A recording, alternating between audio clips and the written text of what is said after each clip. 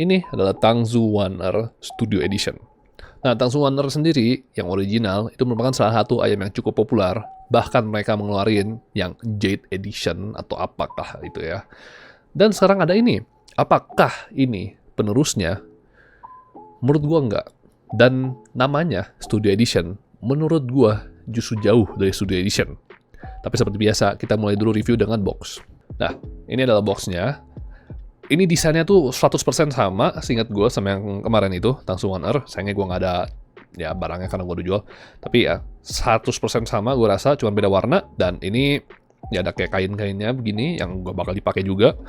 Terus habis itu ada, ya tinggal buka kayak gini, ada kabel di sini dan ada aksesoris-aksesoris tersebut di dalam situ. Nah, untuk ear tipnya sama persis sama yang Tangsu Wan'er biasa ya. Jadi nggak ada beda di sini ya. Ini warna kuning. Ya gini lah pokoknya. Nah, kalau misalnya udah inget sama persis lah. Nah ini kabelnya. Gua nggak suka banget sama kabel ini dan mereka masih belum ganti sama kabel ini. Rasanya kaku dan ya pokoknya rata-rata nggak enak lah kabelnya. Gua nggak suka sama sekali. Ada angle sini, jadi plus buat orang yang suka. Cuma selain dari itu, gua nggak suka sama kabel jenis begini. Berhubungan harganya 300 ribuan juga, Moondrop Chu dan Truth Ear bisa ngeluarin sesuatu yang lebih bagus dari ini. Kalau misalnya mereka mau murahin, mereka punya packaging, tapi kasih kabel yang lebih bagus, gue mendingan itu, ngambil kayak gitu. Cuman sayangnya jelek. Terus habis itu ini adalah Studio Edition-nya. Beda desainnya, seperti yang bisa dilihat ya. Dan ini kayaknya, apa namanya, bisa dibilang apa ya? Ada coating atau gimana gitu ya di dalamnya. Mungkin jadi itu alasan kenapa lebih mahal. Kayak kan dulu transparan full ya, mungkin itu lebih murah bikinnya, jadi ini ada kayak coating jadi lebih mahal dikit. Nah untuk harganya sendiri, ini tuh harganya 350.000 dan memiliki sama, seingat gua hampir spek-speknya itu miripnya hampir sama. Gue palingan taruh aja di sini untuk speknya dan ada perbandingannya juga sama yang Wan'er biasa. Jadi sekarang gua ngomongin yang beda aja itu suara ya. Nah untuk suaranya, ini sekarang tuningannya jadi awam banget, jadi V-shape. Yes, betul. Tadinya lumayan neutral, walaupun masih sedikit V-shape. Ini sekarang jadi V-shape full. Rada ngecewain, bilang aja jujur ya. Nah seperti yang lo tahu, karena ini V-shape tuh biasa cuman fokus di bass sama di treble. Jadi kita ngomongin ke bass dulu, di mana bassnya emang cukup berkualitas, karena emang drivernya dari dulu berkualitas gitu loh. Suara bassnya tuh ngehantem, cukup menggetar, dan bisa dibilang lumayan satisfying lah bisa dibilang ya. Apalagi sekarang dengan tuningan V-shape yang kayak gini, lebih enak lagi buat kalian yang suka bass gitu. Cuman kadang-kadang buat gue sendiri, kalau lu suka bass, mungkin sedikit terlalu cepat gitu ya. Atau terlalu, kadang-kadang ada rasa hampa di bassnya. Gue juga nggak ngerti ngomongnya gimana, tapi ada rasa begitulah ya. Beatnya seadanya seperti biasa, tapi cukup clean. Oke, beatnya clean tapi nggak clear, ngerti gak? Kayak clear, not clear. Rada aneh sih, tapi ya begitu. Dan sama pula terjadi di vokal. Clean, nggak clear. Kayak ada sedikit madi atau kayak bukan muffled ya. Keterbelakangi atau gimana ya? Gue juga susah jelasinnya ya. Mungkin kayak misalnya gini. Lu minum susu, kan susu bersih.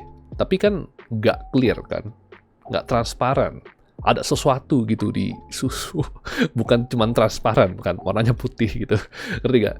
Seperti itu bisa dibilang. Untuk treble ini salah satu treble yang aman, oke? Buat gua aman banget treble ini. Kalau lu ada masalah sama treble fatigue ataupun treble sensitif, ini tuh aman banget karena treble-nya itu lebih bawah dan emang gak gitu terasa. Sayangnya dengan itu, ini juga roll off-nya lebih parah. Rasanya itu beneran langsung kepotong buat gue sendiri ya, kayak aduh gila ini kok pendek banget treble-nya gitu kadang-kadang kalau misalnya dengerin.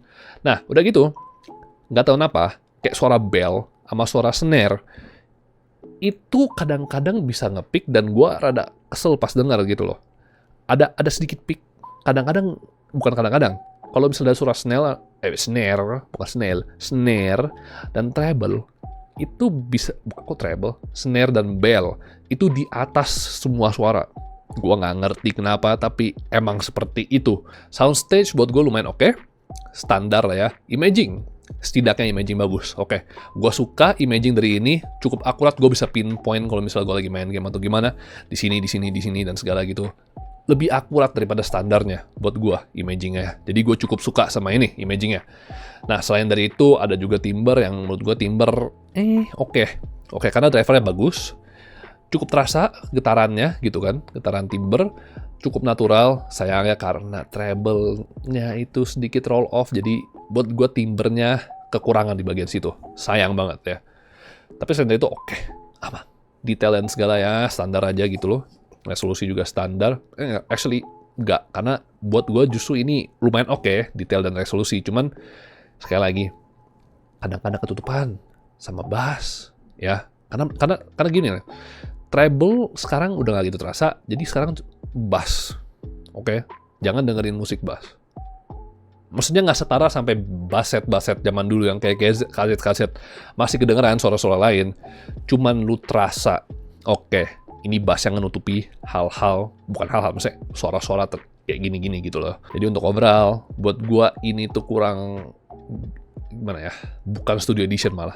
Buat gua, kalau misalnya lu di studio, lu pengennya yang rata, oke? Lu pengen yang seneutral mungkin. Kalau misal lu mau pakai ini buat studio, gua nggak tahu kenapa mereka namain ini studio edition. Mereka harusnya namainnya bass edition kali. Cuman bass biasa, bukan bass plus gitu ya. Sebelum gua akhiri video ini, gua bilang dulu bahwa gua ada masalah tambahan sama Tangsu Wonder ini setelah 1 bulan pemakaian. Bahwa yang kanan, yang ini, pokoknya salah satu lah, yang kanan ini mendem suaranya. Jadi sekarang lagi proses warranty claim. Dan untuk lanjutannya gue rasa sih palingan gue taruh di comment section, karena gue reviewnya ini sudah terlalu lama. Jadi ya sudah gitu lah ya. Ntar akan lanjut di comment section. Sekarang gue lanjut ke sebelumnya. Terus terang buat gue sih gue gak cocok, dan menurut gue gak enak, oke? Kayak kurang gimana gitu rasanya. Cuman kadang-kadang gue juga bisa rasain, aduh ini clean, ini clear gitu loh. Maksudnya ini clean tapi nggak clear, ngerti? Kayak kesel gitu kadang-kadang. Kadang-kadang gue denger, oh ya ini clean, suaranya bersih banget gitu ya. Terus tiba-tiba kayak, kok ada sedikit kayak gimana gitu ya.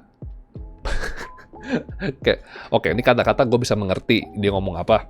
Tapi kayak ada sedikit yang menghalang suara itu untuk keluar gitu loh. Jadi menurut gue kurang enak. Tapi ya gitu aja untuk review kali ini.